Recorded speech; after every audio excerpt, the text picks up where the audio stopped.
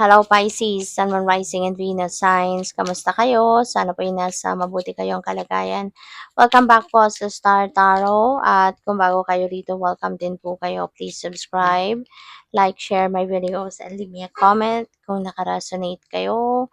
First card ninyo, when a feather floats down from above, an angel is showering you with love. Okay? Kaya pay attention kayo dyan. Kapag nakakita kayo ng feather, that floats down from above, ibig sabihin, no, na yung mga guardian angel mo yan, nagpaparamdam sa'yo, we are here, we love you, we support you, we guide you, yung ganon. Life is what you make of it. Be brave and reach for the stars. Okay? Ito yung saya ng buhay, the journey towards reaching for our goals, reaching for our dreams, diba? Kaya maging matapang ka, maging matatag, matibay ang loob na harapin ang bawat hamon ng buhay, harapin, i-take advantage yung mga opportunities na maaaring nandiyan lang, 'di ba? Sa ngayon, maaaring may mga opportunities na nandito sa inyong harapan sa ngayon, 'di ba? Calling on you to take advantage of them kasi ito na yung mga oportunidad na maaaring makakatulong sa iyo para marating mo na yung inyong tagumpay, para maisakatuparan mo na yung mga pangarap, no? So, we have you are never alone. Okay? Hindi ka nag-iisa, Pisces. Always remember that. No? You are never alone. Sa spirit realm lang, talagang ang dami mong kasangga, ang dami mong katropa dyan. Nandyan si God, nandyan yung spirit guides mo, guardian angels mo, loved ones mo na nag-pass on the other side. Nandiyan dyan, full force ang inyong spirit team, diba? Laging nandiyan dyan para sa'yo. You just need to, reach out, diba? Magdasal ka. They are just a prayer away. So, tignan natin kung ano pa ang ganap. And by the way, maraming salamat for subscribing. And if you haven't subscribed yet, subscribe na kayo. And also, maraming salamat din for not skipping the ads. Malaking bagay po yan sa channel. And, yeah, kung gusto po ninyo na mag-join sa membership, just click the join button sa baba ng video. Thank you po. So, tingnan natin kung ano pa ang ganap dito for Pisces. We have Queen of Michael. Ayan. So, sabi dito, you know exactly what to do. So, sigurado ka, certain ka, alam mo kung ano na yung dapat mong gawin sa ngayon, 'di ba? So go for it, 'di ba? Huwag ka nang magpa-delay-delay pa, huwag ka nang magpatumpik-tumpik pa, 'di ba? So gawin mo na kung ano tong gusto mong gawin, sigurado ka na din naman. So go for it. For most of you, no, Pisces, this is also a time na magbibigay ka na mas maraming oras ngayon sa inyong trabaho, sa inyong karera. Kasi po pwedeng ito yung area of life, no, na medyo na-overlook ninyo siguro ng konti in the past kasi maaaring you've been focused more on your relationships or other things, no, pamilya, ganyan. So, ngayon, babawi ka, no, babawi ka pagdating sa inyong karera, which is really good. So, we have new beginnings. Ayan. So, mabibisi ka, no? Kasi meron ka mga bagong bagay na sisimulan ngayon sa buhay mo. There are new chapter in your life that you are going to work on, that you're going to start, ganyan. So, good for you. Diba? Maaari din na feeling ko dito yung new beginning din na to is a new beginning in relationship or in love. Pwede na nagkaroon dito ng kunyari sa isang relationship, baka nagkaroon kayo ng away, nagkaroon kayo ng hindi pagkakaintindihan, but now maybe reconciliation is happening.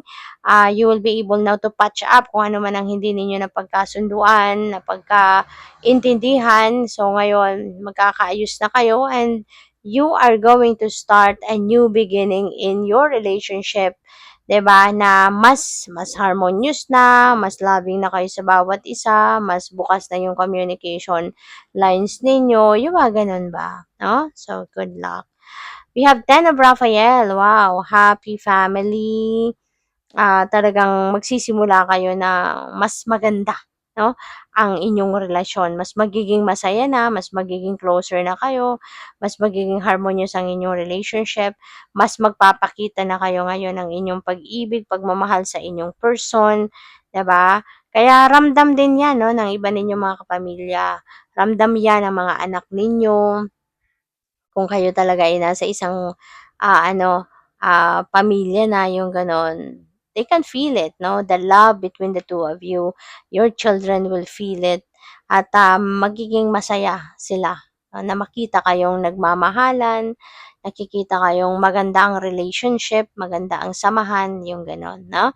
So, this is happy family, domestic happiness, domestic bliss yung maaano ninyo, ma-e-experience dito.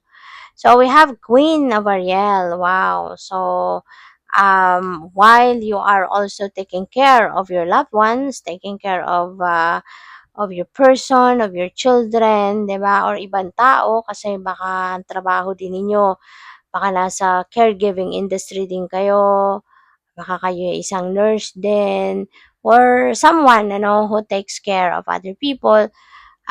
While you are doing that, no, while you are performing the job of taking care of them, of other people, maaari ngayon you are also going to realize na ako din, kailangan ko din alagaan ang sarili ko. I'm also going to take care of myself. So siguro mas magkakaroon ka na din ngayon ng oras din para sa pag self-care. You're also going to show yourself, no? Some self-love. Kaya, this is beautiful. Maganda to na nare-realize ninyo na hindi lang kayo para na mag-asikaso, no? Ng mga mahal mo sa buhay, mag-alaga ng mga mahal mo sa buhay, mag-alaga ng mga, sa mga tao sa trabaho ninyo.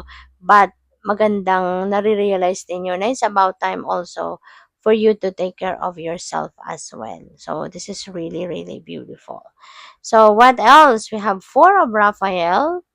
Ang iba sa inyo dito, parang nalulungkot din ang iba. This is not for everyone, okay? So, collective reading ito. Kaya meron dito mga sasakto sa inyong sitwasyon, merong hindi.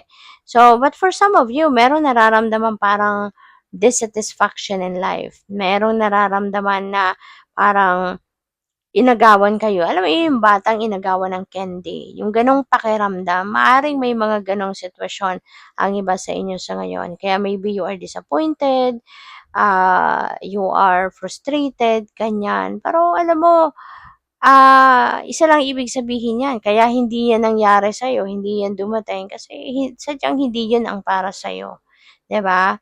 Hindi yun ang para sa'yo. Kaya ngayon, maaaring dadating na din kung ano ang para sa'yo talaga. Dadating na din kung ano yung nakatakda, no, na blessings para sa'yo. Kaya look around. Okay? Look around. Huwag kayong mag-focus sa kung ano yung nawala or ano yung hindi dumating or ano yung mga bagay na ikinaka-frustrate mo. Huwag ka nang mag-focus dyan, sayang lang ng oras mo dyan. But look around, focus on what is coming kasi meron at merong ibibigay sa'yo ang universe.